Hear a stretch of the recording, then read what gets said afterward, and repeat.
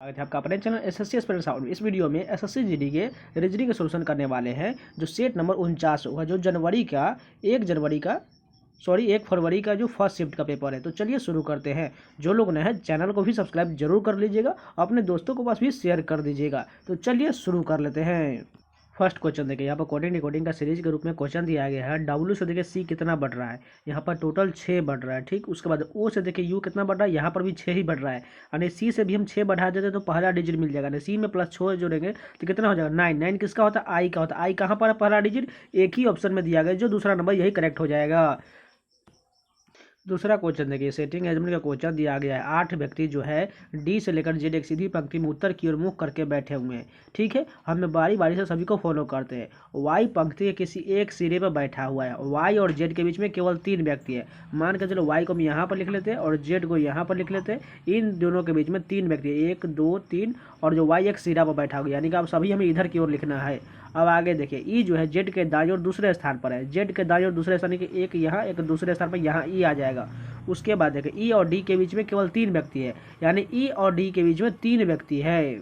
यानी कि डी हमें तो इसके पहले ही लेना पड़ेगा। अगर इसके बाद ले लेंगे 3 तो यहाँ तो हमें 8 ही व्यक्ति चाहिए, लेकिन बहुत ज़्यादा हो जाएगा, इसलिए आगे ना लेकर हमें पीछे लेना पड़ेगा डी। यानी 3 व्यक्ति होना चाहिए था, 1 2 3, यानी कि डी यहाँ पर आ जाएगा, क्योंकि यहाँ पर साफ साफ बोला कि ई और डी के बीच में 3 व्यक्ति होना चाहिए।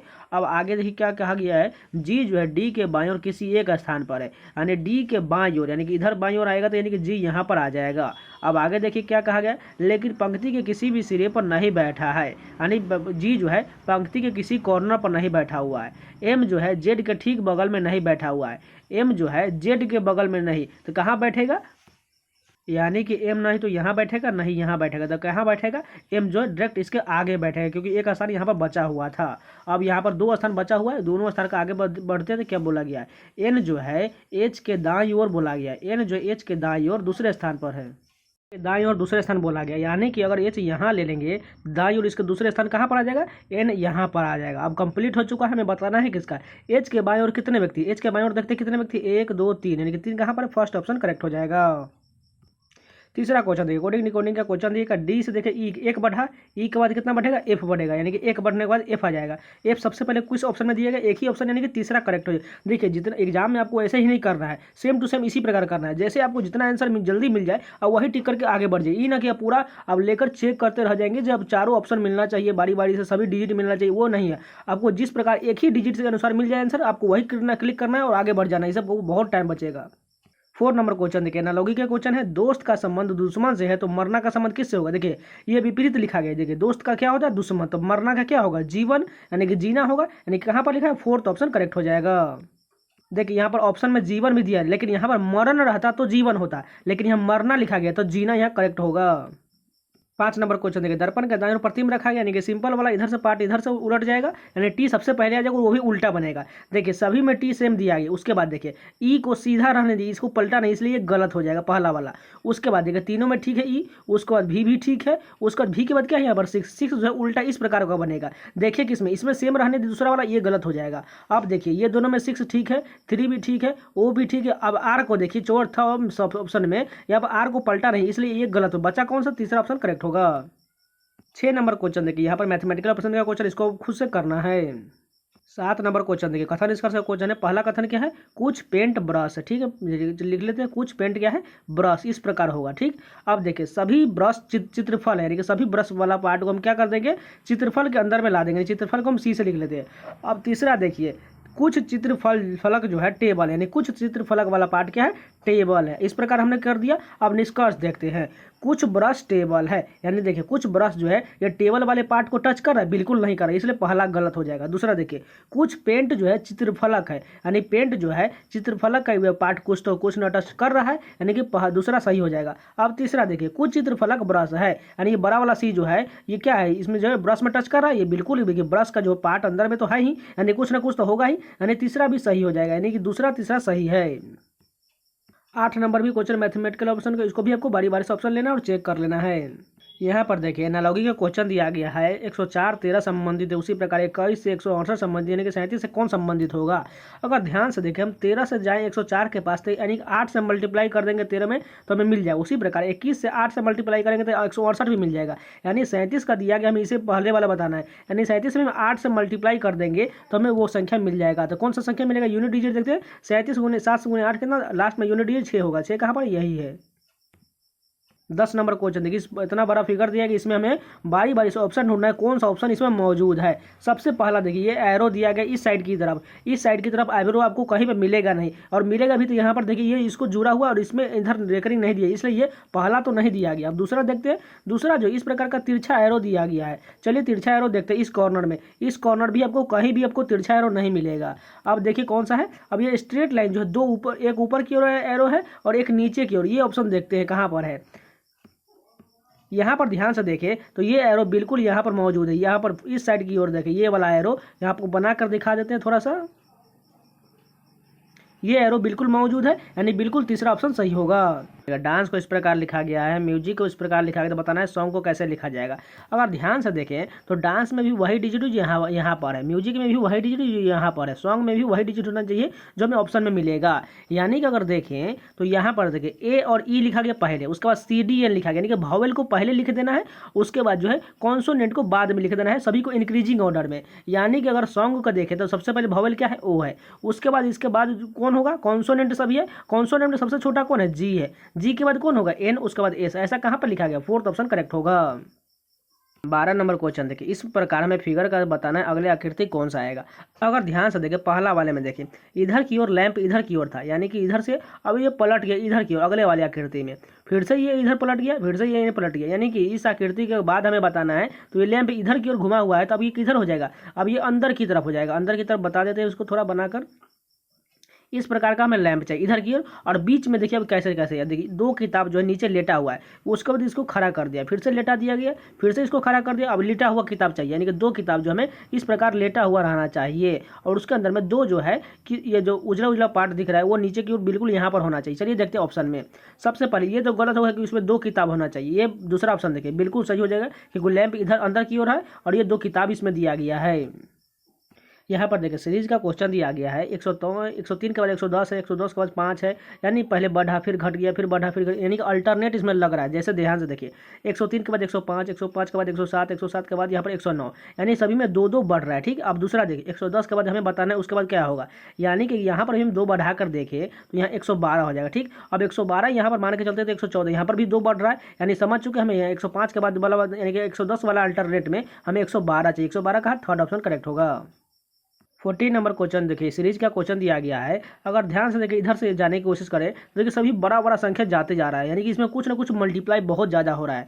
अगर ध्यान से देखें 4 का 2 गुना 8 होता है, यानी कि 2 से मल्टीप्लाई किया, अब 8 का ही कोई मल्टीप्लाई होगा। ऑप्शन में देखें सबसे पहले ये 76 नहीं होने वाला है, ये 56 हो सकता है, ये 46 नहीं होगा और 24 होगा, यानी 24 या 56 हो सकता है। मान के चलिए पहले हम छोटा वैल्यू ले लेते हैं, यानी कि 24 ले लेते हैं यहाँ पर, यानी कि 8 से कितना मल्टीप्लाई करने के बाद, यानी कि 3 से मल्टीप्लाई करें, पहला 2 से हुआ उसके बाद 3 से, अब उसके बाद क्या होना चाहिए 4 से होगा, यानी कि 4 से 24 में 4 से मल्टीप्लाई करेंगे तो हमें 96 बिल्कुल मिल जाएगा, यानी कि जो 24 ही बिल्कुल करेक्ट होगा, क्योंकि यहाँ पर 24 ला देंगे तो देखिए 4 दूना 8, 8 3 24, 24 चौका 96। इसी प्रकार यहाँ पर अब अगला 5 से मल्टीप्लाई होगा, तो 5 से मल्टीप्लाई होने के बाद 480 आ जाएगा, यानी 2 3 4 5 इसी प्रकार मल्टीप्लाई हो रहा है।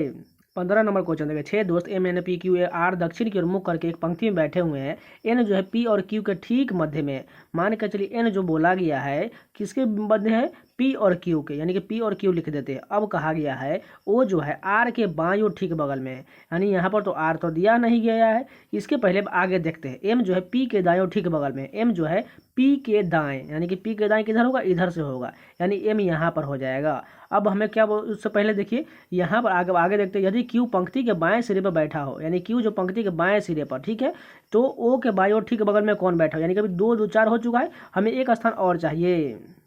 यानी दो स्थान भी चाहिए, इधर तो नहीं होना चाहिए क्योंकि तो बोला गया है क्यू पंक्ति के बाएं सिरे पर, यानी कि इधर तो पूरा कंप्लीट है, यानी ओ और आर इधर हो जाएगा, यानी ओ जो है आर के बाई ओर, आर के बाई ओर बताना है तो ये पहले आर हो जाएगी, इसलिए हम आर ओ को चेंज करते हैं, यहाँ पर पहले आर उसके बाद ओ। अब देखिए यहाँ पर बाई ओर बिल्कुल हो जाएगा, हमें बताना है किसका, तो ओ के बाई ओर ठीक बगल में कौन है, ओ के बाई ओर हो जाएगा एम, एम कहाँ पर है, दूसरा ऑप्शन करेक्ट हो जाएगा क्योंकि यहाँ दक्षिण की ओर बोला गया, ध्यान से देखिए ऊपर में बोला गया दक्षिण की ओर, इसलिए अगर आप दक्षिण की ओर मुख करके खड़े हो जाए, यहाँ पर आप खड़े हो जाए और दक्षिण की ओर देखिए, ये आपका दाएं हो जाएगा और ये बाएं हो जाएगा। 16 नंबर क्वेश्चन देखिए, ए के बाद देखिए सी है कितना बढ़ा, 2 बढ़ा, उसके बाद देखिए यहाँ पर जी के बाद आई है, एच आई, यानी कि सभी में 2 बढ़ रहा है, यानी सी से भी 2 बढ़ा जाए तो क्या हो जाएगा, ई हो जाएगा। अगर देखें ध्यान से, एक वाले एक ही ऑप्शन में ई दिया गया, बस इतना ही से सही टिक कर देना है। 17 नंबर क्वेश्चन देखिए, यहाँ पर हमें रैंकिंग में हटाना है। सबसे पहले कॉमन कहाँ तक दिया है, पी ओ कॉमन, इतना हम कट करके हटा देते हैं। अब सबसे छोटा वैल्यू कौन होगा, सबसे छोटा वैल्यू डी वाला है, यानी कि 5 नंबर पहले हो जाएगा। अब उसके बाद छोटा वैल्यू कौन है, उसके बाद सबसे छोटा वैल्यू आई है, यानी 5 के बाद 1 होना चाहिए, 5 के बाद 1 ही ऑप्शन में, यहाँ पर 5 1 है, इसलिए यही करेक्ट हो जाएगा। 18 नंबर क्वेश्चन देखिए, डाइस का क्वेश्चन दिया गया है, डिवाइड दर्शाने वाले फलक के विपरीत में बताना है। सबसे पहले कॉमन क्या दिया गया, डॉलर, डॉलर कॉमन है, उसके बाद देखिए आई और आई कॉमन, बचेगा कौन, डिवाइड के विपरीत पर जो होगा वो स्टार होगा, स्टार कहाँ पर, तीसरा ऑप्शन करेक्ट हो जाएगा। 19 नंबर क्वेश्चन देखिए, यहाँ पर कोडिंग डिकोडिंग का ही क्वेश्चन दिया गया है। क्यू से देखिए वी कितना बढ़ रहा है, 5 बढ़ रहा है। उसके बाद देखिए यू से देखिए यू सेम रह दिया, यानी कि 0 बढ़ा।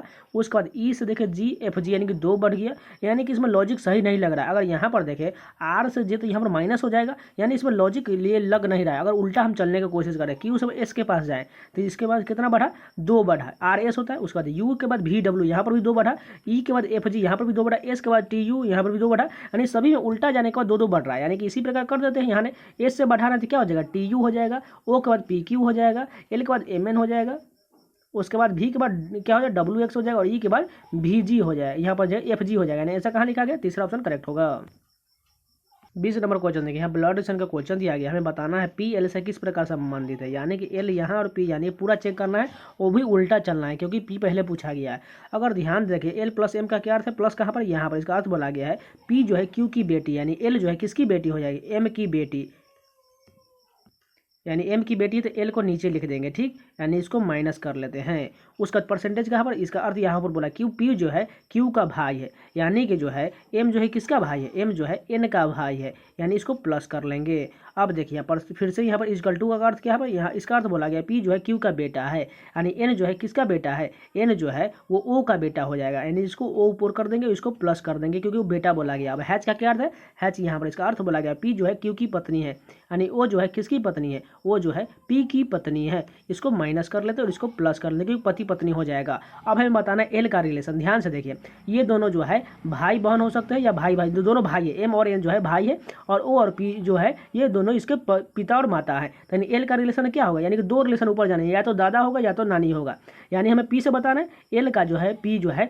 वो दादा है, क्योंकि दूसरा ऑप्शन बिल्कुल करें क्योंकि ये पिता बोला गया, यानी कि पिता रहता तो यहाँ पर माता अगर माइनस का चिन्ह रहता तो यहाँ पर नाना हो जाता, लेकिन यहाँ पर जो प्लस का चिन्ह है फीमेल है, क्योंकि ये पिता का रिलेशन बन रहा है, इसलिए दादा बिल्कुल करेक्ट होगा।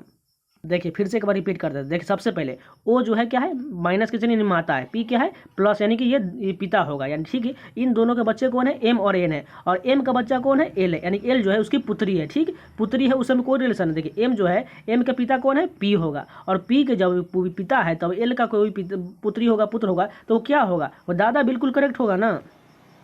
तो ये पूरे 20 क्वेश्चन कंप्लीट हो गया। अगर आप लोगों को वीडियो पसंद है तो प्लीज़ लाइक जरूर कर दीजिएगा, अगर नया है तो चैनल को भी सब्सक्राइब जरूर कर लीजिएगा, और हो सके तो अपने दोस्तों के पास जरूर शेयर कर लीजिएगा। और प्लेलिस्ट के सारे वीडियो आप जो लाके सारे वीडियो आप लोग देख सकते हैं, जिसमें जो आप लोगों के लिए जीएस का है, हिंदी का है, और साथ में रीजनिंग का सोल्यूशन आपको लगातार मिल रहा है, वो सारे प्लेलिस्ट के वीडियो आप लगातार देखते रहिएगा। तो मिलते हैं नए वीडियो के साथ, तब तक के लिए जय हिंद।